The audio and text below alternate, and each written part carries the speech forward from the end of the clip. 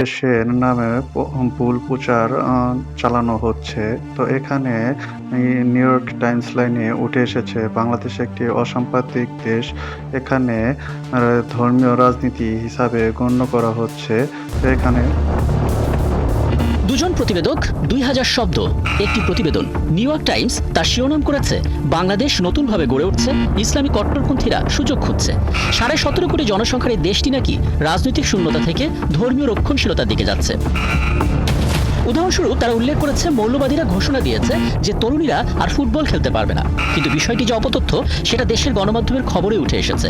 সঠিক তথ্যটা হলো, তরুণীদের ফুটবল খেলা বন্ধের ঘোষণা কোনো মহল থেকেই আসেনি। উল্টো অন্তর্বর্তী সরকারের ক্রিয়া উপদেষ্টা নারী ফুটবলকে শক্ত রূপ দেওয়ার জন্য নানা উদ্যোগ নিয়েছে। একই সাথে অন্তর্বর্তী সরকার দায়িত্ব নেবার পর সাম্প্রদায়িক উস্কানিকে পাত্তা না দিয়েই অন্তত ৫টি বড় কনসার্ট করেছে। ঈদ আয়োজনে হয়েছে শোভাযাত্রা।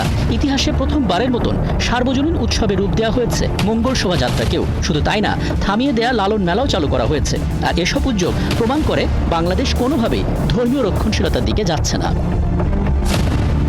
হিজবুত তাহরিরকে ইঙ্গিত করে নিউ ইয়র্ক টাইমসের প্রতিবেদনে দাবি করা হয়, নিষিদ্ধ ঘোষিত একটি গোষ্ঠী বৃহৎ মিছিল বের করে ইসলামী খেলাফত প্রতিষ্ঠার দাবি তোলে।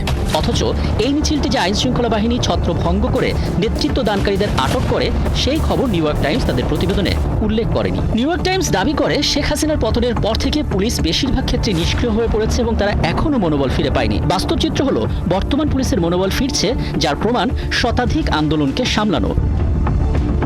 মুক্তিযুদ্ধের সপক্ষে দল হিসেবে পরিচিত বিএনপি গণতন্ত্র ফেরাতে সুষ্ঠু নির্বাচনের দাবি জানিয়ে আসছে। নানাভাবে সাধারণ মানুষের কাছে ৩১ দফা তুলে ধরার চেষ্টাও করছে।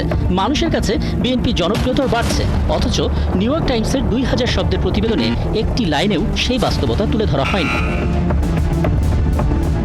অজস্র অপতথ্য আর ভুল তথ্যে ভরা নিউ ইয়র্ক টাইমসের এই দুর্বল প্রতিবেদন নিয়ে এরই মধ্যে মঙ্গলবার সিএফ প্রেস উইং থেকে একটি বিজ্ঞপ্তি দেওয়া হয়, যেখানে বলা হয়েছে, নিউ ইয়র্ক টাইমসের নিবন্ধটিতে বাংলাদেশের ভুল চিত্র তুলে ধরা হয়েছে। প্রতিবেদনটি উদ্বেগজনক এবং বিভ্রান্তিকর।